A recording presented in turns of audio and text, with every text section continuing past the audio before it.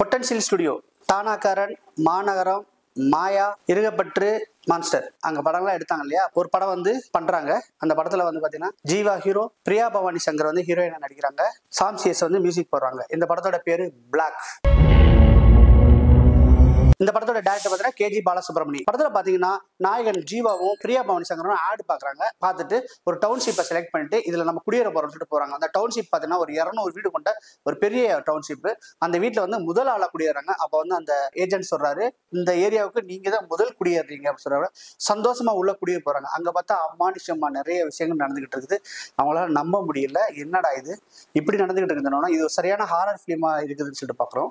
இப்ப பாத்தீங்கன்னா சாப்பாடு வந்து ஆட்டோமேட்டிக்கா பார்சல் வருது. சாப்பிட்டு விட்டு டம்ப் பண்ணிட்டு இருக்காங்க. அடுத்து பாத்தீங்கன்னா ஒரு பார்சல் வருது. அதுல பாத்தீங்கன்னா ஒரு குழந்தை வருது. அந்த குழந்தை பாத்தீங்கன்னா சின்ன குழந்தை. என்னடா அது பாக்ஸ்ல வந்து குழந்தை வருது, இது யார் அனுப்பியிருப்பா அப்படின்னு சொல்லிட்டு பாக்குறாங்க. அது பாத்தீங்கன்னா ஒரு நாளைக்கு 1 வயசு கூடுது, 10 நாள்ல 10 வயசு கூடி பெரிய பையனாயிரம். இவங்களுக்கு ஆச்சரியம், எப்படி இது அமானுஷமா, இது வந்து சாத்தியமே இல்லைன்னு சொல்லிட்டு குழம்புறாங்க. இங்க இருந்து எப்படியாவது தப்பிச்சு போயிடலாம் அப்படின்னு சொல்லிட்டு அவங்க பயங்கரமா ட்ரை பண்றாங்க. பார்த்தா லூப் மாட்டின மாதிரி திருப்பி அந்த ஏரியாவை தான் சுத்திக்கிட்டே இருக்காங்க. அவங்களால வெளியே பட முடியல. என்ன நடக்குது ஏது நடக்குதுன்னு அவங்களுக்கு ஒண்ணுமே புரியல. இந்த மாதிரி ஒரு மிகப்பெரிய பயங்கரமான சைக்காலஜிக்கல் த்ரில்லர் மாதிரி இந்த படம் தான் பிளாக். என்னடா இது படத்தோட முழுக்கதையை சொல்றேன், இவனுக்கு எப்படி தெரியும் தானே பாக்குறீங்க. வேற ஒண்ணும் இல்லைங்க, விவாரியம் சொல்லிட்டு ஒரு இங்கிலீஷ் படம்.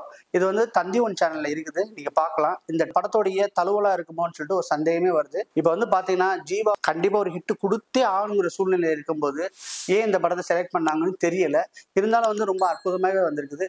இது வந்து என்னோட பார்வைக்கு தான் அப்படி தோணுதா, இல்ல படமே வந்து விவாரியமோட ரீமேக்கா அப்படின்றது சரியா தெரியல. படம் வந்தாதே தெரியும். பிரியா பவானி சங்கர் கூட டிமாண்டி 2ல வந்து ஒரு ஹிட் பார்த்துட்டாங்க.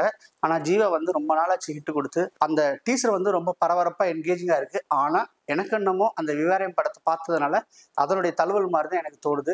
உங்களுக்கு எப்படி தோணுது? நீங்க விவாரியம் படம் பார்த்துட்டீங்கன்னா கீழே உள்ள கமெண்ட் பாக்ஸ்ல கமெண்ட் பண்ணுங்க. மீண்டும் அடுத்த வீடியோவில் சந்திக்க வரை பாய். இந்த வீடியோ பிடிச்சிருந்துச்சுன்னா லைக் பண்ணுங்க, ஷேர் பண்ணுங்க, கமெண்ட் பண்ணுங்க. ரஃபி தியேட்டரை மறக்காம சப்ஸ்கிரைப் பண்ணிருங்க. பெல் பட்டனை கிளிக் பண்ணிருங்க.